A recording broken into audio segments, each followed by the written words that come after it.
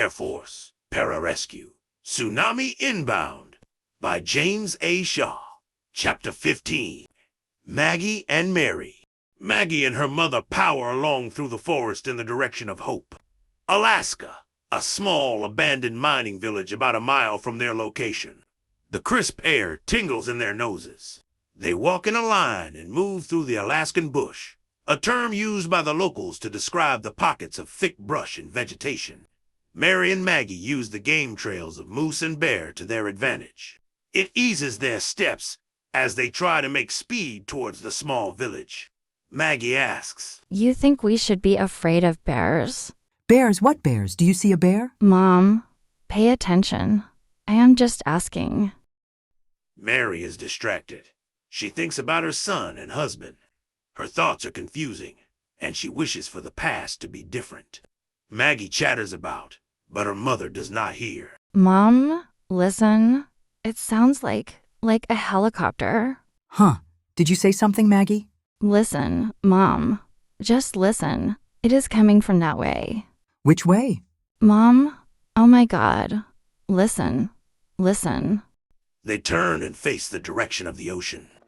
The noise of rotors whistles in the air, and Maggie knows it's a helicopter. Mom, if you can't hear it, then maybe Dad is right that you are turning into your mother. Now, Maggie, why would you say something like that? I don't know.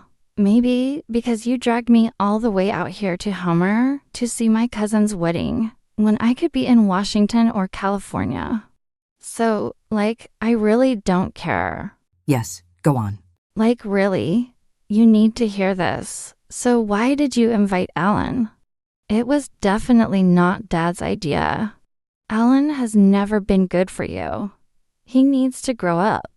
If I dated a bad boy, you would be upset, therefore, then why do you continue to entertain his company? Mag, first off, it is complicated, and you don't know the full history. Try me, Mom. Let me guess. You slept with him. We all know. It's not a secret the way he still loves. I don't have time for this attitude of yours. OMG.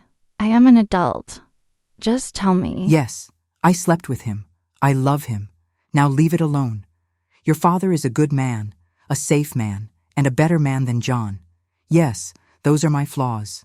So, if you hear a helicopter, let's go back and get to the opening, away from all of this bush.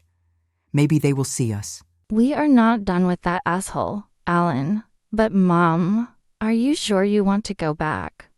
It's gotta be at least 20 minutes back to that opening. Then, honey, start sprinting. I will keep up. Mary looks at her daughter. They both are the same height, she says. I love you, Mag. Lead the way. Yes, Mom. Love you back. Maggie and her mother take off in a hasty run using the game trail back towards the sound of the helicopter.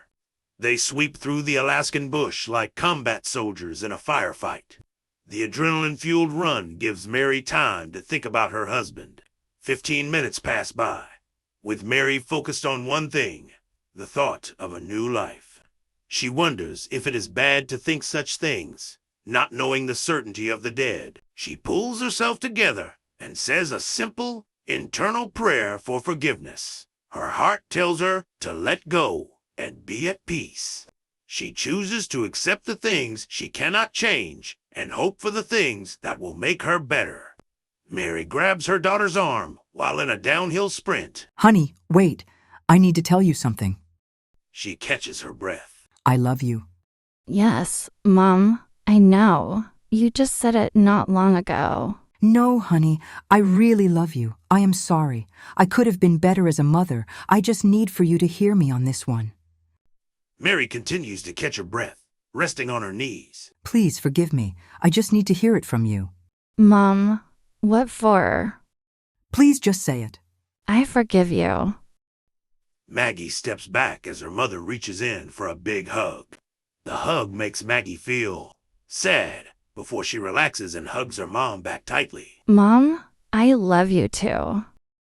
They both wipe their eyes. Maggie says, Wait, I hear something close by. The helicopter? No, men. Mary and Maggie stand still. They lower their voices to a whisper and turn their heads for better hearing. I hear it too, honey. Off in the distance, strangers' voices loom. I think it is coming from over there. Do you think it could be a rescue? Honey, I don't know, but hold off for a second before giving our position away.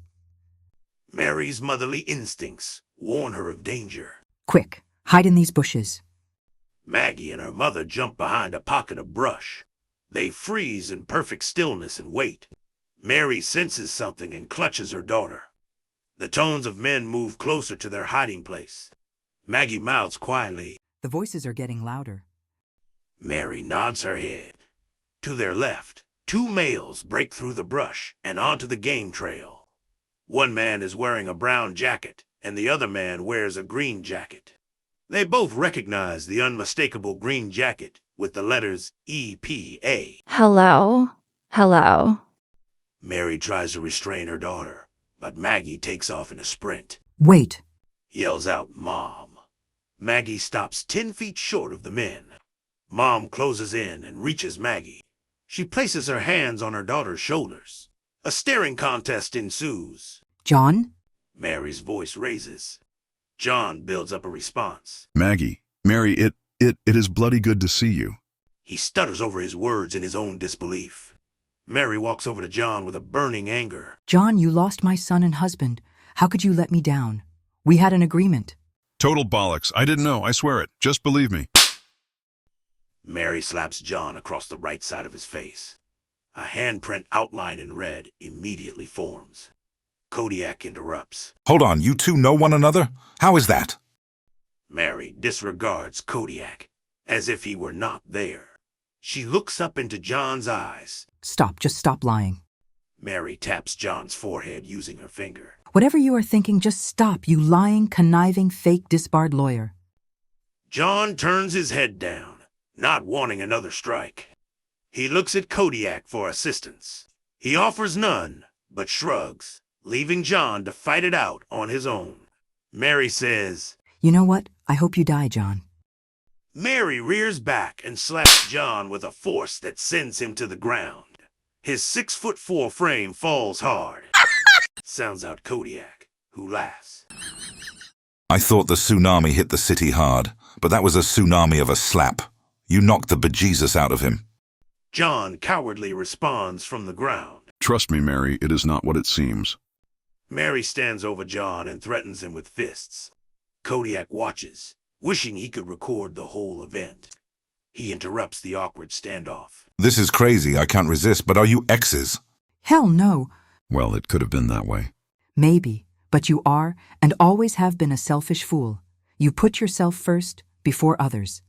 My family paid a price today, and God knows, if I find my son Luca, I will only then offer you a small amount of forgiveness.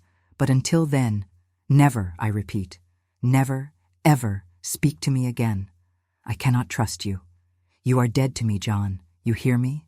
Dead. Wait, Luca? You mean a little boy? Say waist high? He is alive back at the helicopter by the ocean cliffside. He is alive? Yes, very much so. Tough kid. Why didn't you say so, John? I wanted you to vent. I understand your frustration. It can be a lot to take in. Trust me, it is not what you think. If Luca is alive, you might outlive tomorrow. You still owe me an explanation about my husband. Maggie grabs Mom's hands and tugs her. OMG, Mom, come on. Forget about John. My little bro is alive. Maggie and Mary head down the trail to the sounds of distant voices. As they depart, Mary turns her head to give a final threat. We are not done, John. You hear me? You are dead to me. Kodiak turns and looks at John. Looks like you got a crazy ex-girlfriend or some kind of love triangle. Screw you, dude. Bloody rubbish. That's what this is. Just messing with you. Come on, let's find some food. Don't want Mama Bear to be angry with you. Ha! Kodiak laughs at his own joke. And I thought brown bears were mean. Kodiak stares out into the distance, as if he were entertaining an audience. He smiles and looks over his shoulder at the distant silhouettes of the women.